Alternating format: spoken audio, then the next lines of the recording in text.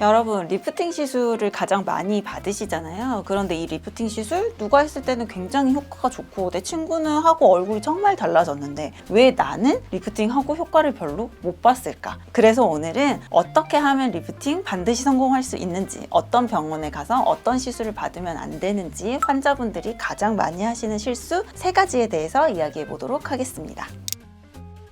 첫 번째는 진단 없이 그냥 단순한 시술부터 추천하는 병원입니다. 이런 병원은 아무래도 딱 매뉴얼대로 이번 달에 하는 프로모션 아니면은 이번 달에 우리가 많이 해야 하는 시술, 아니 우리 병원은 그냥 이 시술이야 라고 정해진 매뉴얼이 있는 병원들이 굉장히 많아요. 이런 경우에는 이 사람한테 왜 이 시술이 필요한지, 이 사람의 얼굴형이 어떤지, 어떤 부분을 개선해야 하는지, 근막 자체가 틀어진 건지, 지방이 많은 건지, 아니면 이중턱이 많이 처진 이유가 침샘 때문인지 살이 처짐 때문인지 지방이 많아서인지 여러 가지 이런 진단 없이 단순히 그냥 이중턱은 이 시술 하시면 좋아요. 지금은 이 실이 좋으니까 이거 하세요. 그냥 울세라 하세요. 써마지 하세요. 이렇게 그냥 샷수 그리고 장비만 그냥 일괄적으로 추천하는 병원입니다. 이렇게 잘못된 진단으로 시작된 시술은 일단은 시술할 때 왜 이 시술을 하는지 시술자조차도 목적이 불분명하다고 봐야겠죠. 그렇기 때문에 정확한 진단 없이 그냥 시술을 막무가내로 이렇게 메뉴판처럼 보여주면서 1번 하세요, 3번 하세요 이렇게 추천해주는 병원은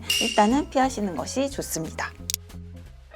두 번째는 공장형 병원이에요. 공장형 병원이 무조건 나쁘다라고 말할 수는 없고 어떻게 보면 빠르게 돌아가고 가성비가 좋은 병원이다라고 할 수는 있는데 리프팅 할 때만큼은 이런 병원은 저는 좋지 않다고 생각하거든요. 특히 이런 병원을 다니시다가 저희 병원이라든지 좀 상담을 잘 해주는 병원을 가시면 원장님, 특히 여자 원장님이 왔을 때 들어와서 상담을 다 받고 나서도 저 근데 원장님 언제 봐요? 라고 하시는 경우가 많아요. 이렇게 말씀하시는 분들은 그냥 루틴으로 실장님 보고 시술실에서 원장님 만나고 이런 시스템으로 돌아가는 병원에 다니셨던 분들이 많이 있으시더라고요. 그래서 시술실에서 저 보고 어머 원장님이셨어요 이렇게 말씀하시는 분들이 계신데, 근데 이런 병원의 문제점이 일단은 뭐냐고 하면 첫 번째 말씀드린 거하고 좀 일맥상통하는 내용인데요. 일단은 시술 전에 이 사람이 어떤 시술을 어떻게 해야 하는지 그 진단이 제대로 이루어지지 않는다는 점입니다. 실장님들도 병원에서 오래 근무하시고 시술에 대해서도 잘 알고 경험도 풍부하시지만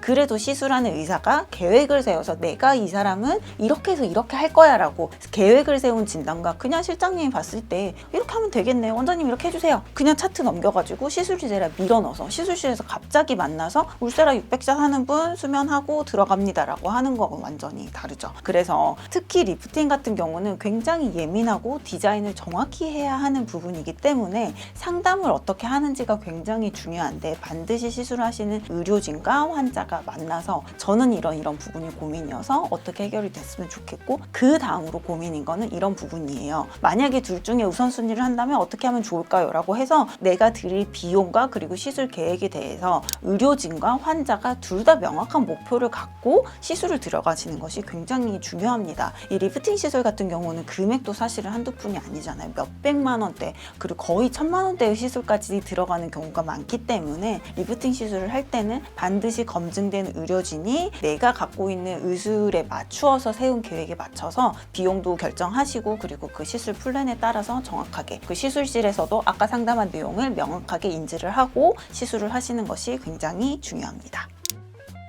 세 번째는 시술에 디테일이 없는 병원입니다. 이건 어떻게 보면 원장님들 성격에 따라서도 조금 다를 수도 있고 저도 이제 다른 원장님들하고 이야기를 해보다 보면 좀 성향에 따라 다른데요. 특히 이 부분은 성형외과 원장님하고 피부과 원장님이 완전히 극명하게 달라요. 그래서 성형외과에서도 수술을 하면서 장비라든지 실 이용해서 이렇게 시술을 같이 하는 경우가 많은데, 시술 전에 시술 계획을 세울 때도 그렇고 시술 후의 변화에 대해서도 약간 성형외과 원장님들은 조금 더 러프하게 생각하시는 면이 있는 것 같아요. 그래서 수술 같은 경우는 아무래도 좀 더 큰 변화를 위해서 하게 되고 절개도 들어가게 되고 이렇게 수처도 들어가게 되고 하기 때문에 사실 장비를 이용해서 하는 거에 대해서 성형외과 원장님들은 조금 뭐랄까 조금 덜 디테일하다라고 말씀하면 제가 좀 그렇지만 그에 반해서 약간 피부과 원장님들은 이거에 대해서 완전히 집중해서 이거에만 포커스를 맞춰서 하기 때문에 뭐 실리프팅을 할 때 주사 한 방을 놓을 때 아니면 레이저 한 샷 한 샷을 쏠 때도 이거에 굉장히 좀 디테일이 좀 반대로 집착을 하는 좀 이런 경향이 있거든요. 그래서 아무래도 비수술적인 방법으로 리프팅을 좀 계획하고 계신다라고 하면 좀 디테일이 있는 병원에서 하시는 게 필요할 것 같고요.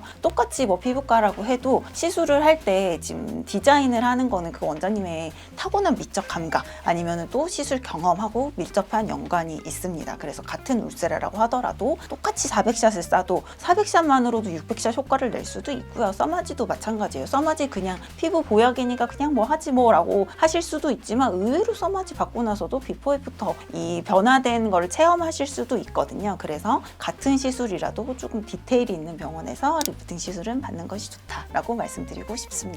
그래서 정리하자면 리프팅 성공하기 위해서 피해야 하는 곳 3가지는 첫 번째는 진단 없이 무조건 시술부터 안내하는 병원, 두 번째는 상담이 좀 부족하고 공장형으로 돌아가는 병원 피하시는 것이 좋고요. 마지막으로 세 번째는 디테일이 없는 병원 반드시 피하셔야 합니다.